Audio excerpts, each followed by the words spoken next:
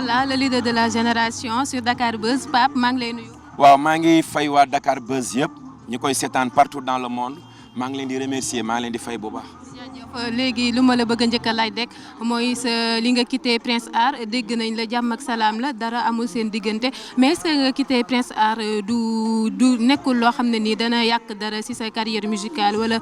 nekkul risque boo xam ne nii bokk na dana am ci sa carrière musicale. waaw jërëjëf maa ngi remercier waa Dakar Buzz di nuyu ñi leen di seetaan partout dans le monde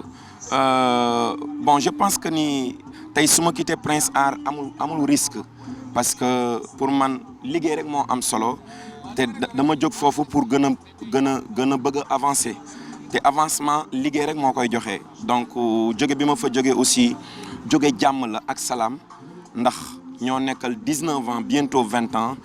dañu dem ba dépasser relation professionnelle mais relation familiale dafa dugg donc te fu relation familiale dugg kenn mënu ko yàq dafa fekk ni rek nit ku nekk aussi am nga sa destin te nit ku nekk aussi sama kër baay sa kër baay neex na lool waaye boo sañoon nag yow it samp kër ba ëllëg say doom bu ñu juddoo ñoom it ne ñun kat am nañ suñu kër baay waaye nag waruñoo nooso suñu kër baay war nañu ni samp suñu kër donc loolu rek moo tax mais du lenn loo xamante ni coow la wala problème comme ni ko nit ñi di séentoo et que d'ailleurs loolu sax moo tax pour ma firi bopp sénégalais yi parce que du ma ne samay fans mais je dirais plutôt le Sénégal donc musique sénégalaise la ñu bëgg mu gën a jëm ca kanam ndax am nañ ci responsabilité ndax suñu génération bi mujj muy suñu mag yi ak suñu grand yi dañ ci def liggéey bu am solo kon ñun aussi suñu génération am nañ ci suñu waar am nañ ci suñu wàll te suñu wàll mooy tee ko ba puso boobu bañ a réer. ñu wax ci album bi wax nga ne waa kii seen waa équipe duñu ko tëgg ay tubaab ñoo koy tëgg. waa album bi pare na donc waa génération consciente tëgguñu ko et que may préciser que ni album bi presque duré na 3 ans donc ay tubaab ñoo ko def parce que dama demoon pour nag uti yeneen xam-xam ndax à chaque fois rek dañ ma doon laaj Pape Diouf kañ ngay dugg ci international bi kañ ngay def leneen donc ma ne leen bu jotee rek dina yomb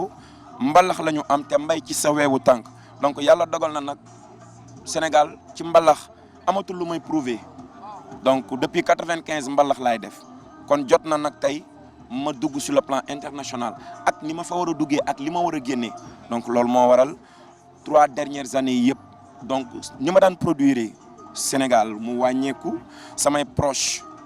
samay xarit samay mbokk samay fan samay am di jàmm dem ba seetlu loolu ndax saa su ne rek maa ngi doon voyager diggante France ak Amérique ngir dëkk ma liggéey boobu yàlla dogal na liggéey boobu tey pare na donc pare naa nag pour jox ko melomaan yi et que bu génnee dinañ ci kontaan lool incha allah. lan la ñu mën a xaarandi ci album boobu dina am featuring mbalax kese lay doon nan lay dem. non du mbalax donc am na R&B am na acoustique am na afro pop am na afro trap xam nga am na aussi style yu bari yu différent donc je pense que ni bu ko Sénégalais yi dégloo dinañu découvrir beneen Pape Diouf dinañ découvrir yeneen sonorité beneen couleur beneen voix parce que après laa yëg ni am na lu bari lu doon nelaw ci man loo xam ne man personnellement mënu ma ko woon génne mais loolu jot na génn bien que am na lu des mais am na lu génn te loolu génn bu ko Sénégalais yi dégloo dinañ xam ne am na lu génn. d'accord si loolu lay desandi sax comme que am na lu doon nelaw si yow loo xam ne xamoo ko woon sax lan lañ mën a xaarandi lu spécial si album bi. ben y a des featuring def nañu ay featuring yu bari par exemple gis nañ fi waa Kassav ku mel ni Kassav bi ñu nekkee xale man bokkoon naa ci ñi Kassav daan bercé bu ñu mësaan ñëw Sénégal fu ma mën a jaar pour am passe dem seetaani leen dama ko daan def donc Jacob Devarieux avec sa guitare magique daf may yàgg a bercé comme ni mu daan bercé samay morom et que damay yàgg a rêvé comme tey ni may rêvé woyo ndog Baaba Maal wala Youssou Ndour wala Ismaïla Lo dama yàgg a rêvé maanaam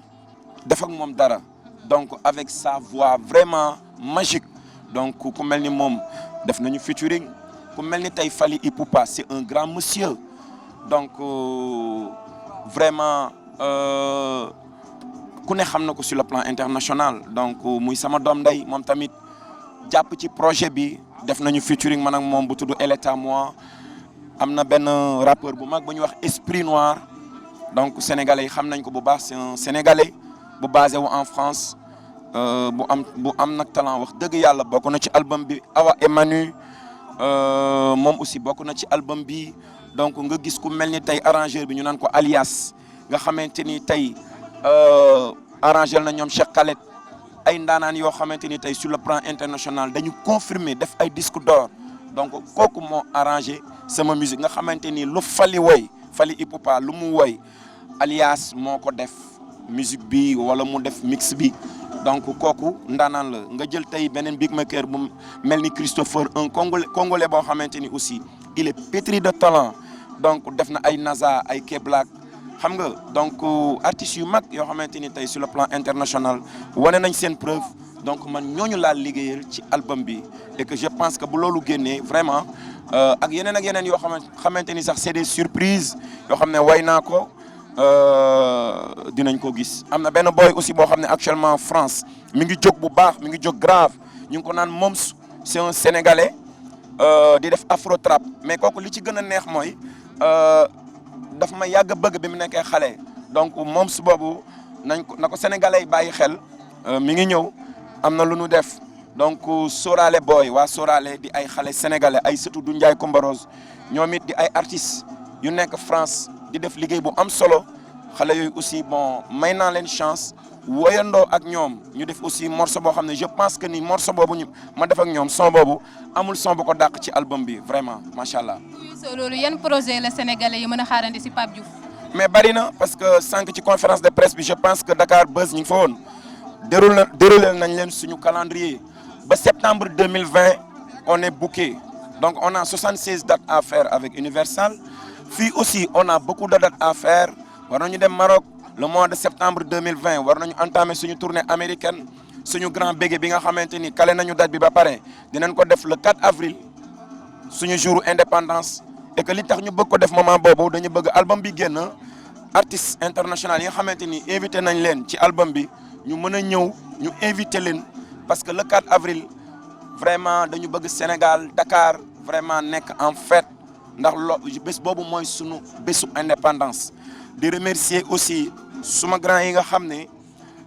ñi ngi nekk su suñu ginnaaw di ñu jàppale di ñu ñaanal di ñu assister donc mënuma lim su ma limee rek damay juum mais ñoom ñëpp ñu ngi leen di remercier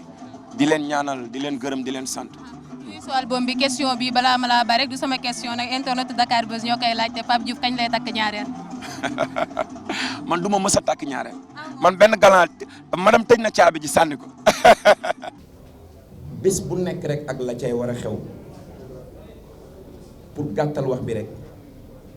maturité mooy nit ki di nga toll foo xam ne da ngay am yeneen yëg-yëg yu bees loolu day nekk ci nit loolu it lu nit di yëgal boppam la beneen bi ci topp it par rapport ak artistes yi nga xam ne bokk nañu ci disque bi nekkul ne dama soofantal sunu kilifa yi nekk ci réew mi au contraire waaye nag man je pense que ni damay représenter la musique sénégalaise bu ñu génnee sunu réew ndax tey mën naa ni waxuma ko sama bopp de waaye askan wi ñoo naan Pape yow amatoo looy prouver Sénégal ñu dem ba ni Pape Diouf est-ce que du mbalax rek la mën ci carrière am or que li nekk sama dënn bari na waaye comme que nag olof dafa ni mbay ci sa wewu tànk mbalax la ñu am moom la ñuy porter fu nu mën a dem ci biir loolu it diwo yooyu ngay wax kilifa yooyu nga tudd yépp wayandoo naa ak ñoom tey ku mel ni Youssou def nañu ñaari duo xeex si buru man ak moom ñoo ko wayandoo ak sama sœur Viviane ak ndem si yàlla si nday Marie Ndiaye Gawlo yàlla na ko yàlla xare aljana ak suma mag Souleymane Faye wayandoo nañu aussi yaa ko tey waaye gis nga ni ma la bëggee mu invité ma Bercy